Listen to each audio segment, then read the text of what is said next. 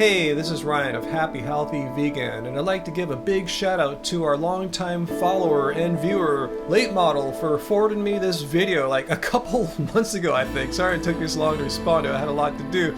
But yeah, this is a great why I'm no longer vegan video to respond to, because I actually learned about a new scientific or medical condition that I wasn't aware of while in making this video. So thanks so much, and I'll share it with you in a second. So this video, entitled Why I Stopped Being Vegan, was made by a YouTube creator named Bearenger, who I've never heard of before. So as I watch her Why I'm No Longer Vegan video, I'll be looking for two things that I'm always looking for when I respond to these videos. First and foremost, I want to see if there is some absolute compelling reason why this person had to stop eating a diet of only plants.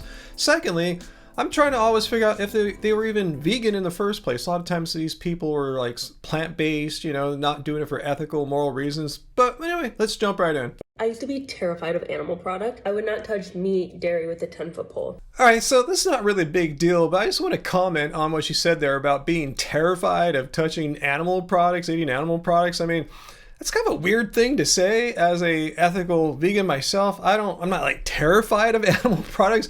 I think they're completely gross and I have absolutely zero desire to eat them, but it's not out of fear or being terrified, just knowing how animal products became to be what they are. Being plant-based was my personality. Again, I'm just getting a weird vibe from some of these introductory comments from her, like being plant-based was her personality. And notice she's going to say plant-based the entire video, so she never says vegan. The only time I saw vegan mentioned was in the video title. But anyway, being plant-based became her personality. Like, what does that really mean? I mean, I've been vegan since 2010. I mean, it's not my personality. It's an important part of my life. I'm not sure how you have a plant-based personality. Unless you mean she was making vegan or plant-based content for YouTube and social media. And being plant-based was great. It really helped me heal my relationship with food. Coming from ballet where there was a lot of restriction, it helped me get back to eating more. So she says being plant-based at first was good for her, helped her heal her relationship with food after having a restrictive diet because of ballet culture. And that actually fits with a lot of the data. Plant-forward diets can increase fiber, complex carbs, overall food volume, which can help people move away from starvation-type patterns, like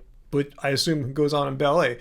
Reviews on plant-based diets and women's health note potential benefits for metabolic health, inflammation, and reproductive risk factors when the diet is adequate in energy and nutrients. But next comes the inevitable bad turn for the plant-based diet. But at the same time, I didn't have a period. I was always hungry. My hormones were so messed up. I had close to no progesterone, and I just never really felt grounded. So I've responded to a ton of videos from raw and fruitarian people who have or claim they have these very same symptoms here of low energy, can't produce a period, hormones messed up, and in their cases it's due to the not getting sufficient energy, insufficient calorie intake from eating an extreme and restrictive diet. But this person, Bearenger, as far as I know, wasn't doing a raw or fruitarian diet. But what she said earlier about how she had to diet in a restrictive way for ballet, there is a parallel. That is probably why she's having these same symptoms. And what she's describing here looks exactly like a condition known as REDS, Relative Energy Deficiency in Sports, a condition caused by not enough calories for your level activity, not by the absence of meat though. This article about REDS points out that low energy availability underpins REDS, and this is caused by a chronic mismatch between nutritional intake and energy expenditure, thus leaving insufficient energy available for essential physiological functions, such as having a proper working menstrual cycle. And once again, let's remember how she was restricting her diet because of ballet. While the International Association for Dance and Medicine Science described REDS as a syndrome where low energy availability leads to menstrual disturbance, hormonal disruptions, fatigue, and poor recovery. But the fact that this Association of Professionals in Dance Medicine are talking about this very condition that Bearenger is having shows that this is a not uncommon thing for female dancers to have. But to blame it on a vegan diet is the incorrect conclusion. They didn't say you have to stop eating a plant-based or vegan diet and start eating a bunch of meat. And the main treatment is simply increasing total energy intake and sometimes reducing your training load. This 2024 review on plant-based diets and the menstrual cycle make the same point.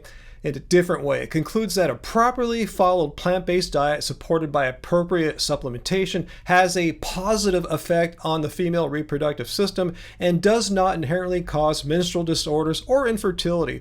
Problems show up when the diet is poorly balanced, very low in calories, or deficient in key nutrients.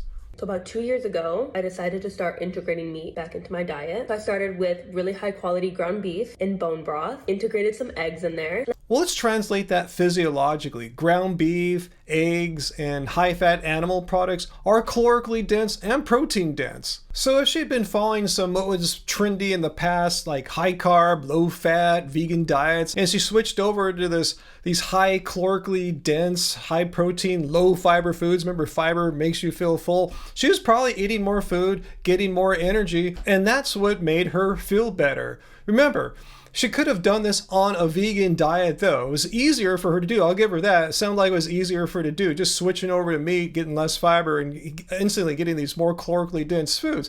But if one were truly committed to what veganism stands for, that it's wrong to treat animals as property for us to exploit and consume, seems like you'd put a little bit more effort into finding a way. Meet with a vegan nutritionist, a dietitian to help you construct what you need, a very specific kind of vegan diet, a very high calorically dense vegan diet, rather than just finding the next trend online, which turned out to be carnivore. And the key point, once again, is everything that she got from eating animal foods could have been gotten from a vegan diet. You know, things such as more calories, more fat, more protein, less dense food filling your stomach out. And here's the kinds of food she could have eaten instead. For instance, a nice base of grains and starches like rice, pasta, bread, potatoes, and oats, and protein-dense foods like tofu, tempeh, seitan, soy milk, lentils, and beans, and calorie-dense fats like nuts, seeds, and even nut butters, avocado, and plant oils.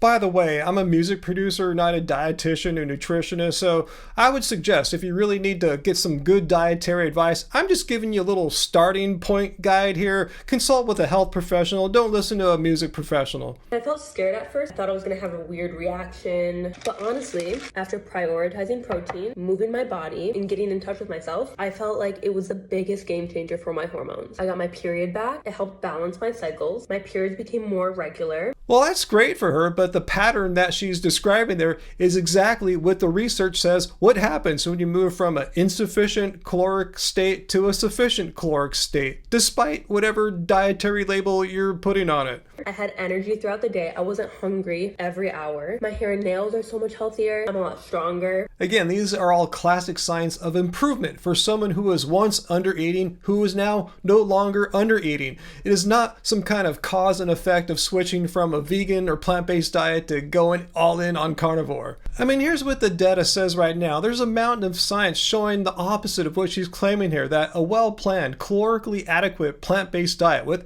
appropriate supplements can support normal menstrual cycles and fertility. They do not inherently cause hormone collapse.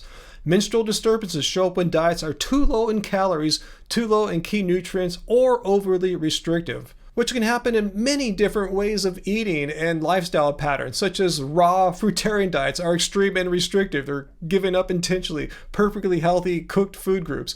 Or in the case of Bearenger here, on a restrictive ballet diet while not getting sufficient calories while eating a high carb, low fat, I assume, vegan diet. So at the beginning, I said I was going to look for two things. One, is there an absolute compelling reason why this person had to stop eating plants or something horrible was going to happen to them? No, absolutely not. In fact, I really don't get the sense that this person met with any health professional, like trying to find a way to eat a plant-based way to get more calorically dense foods, more fats, more proteins. As we saw, that's the answer. It's not giving up plants and eating a bunch of meat or anything like that. It's moving from an insufficient energy state to a sufficient energy state. And there's nothing preventing a person from doing that by eating plants. Again, you have to do it in a well-planned manner, which I don't think she did.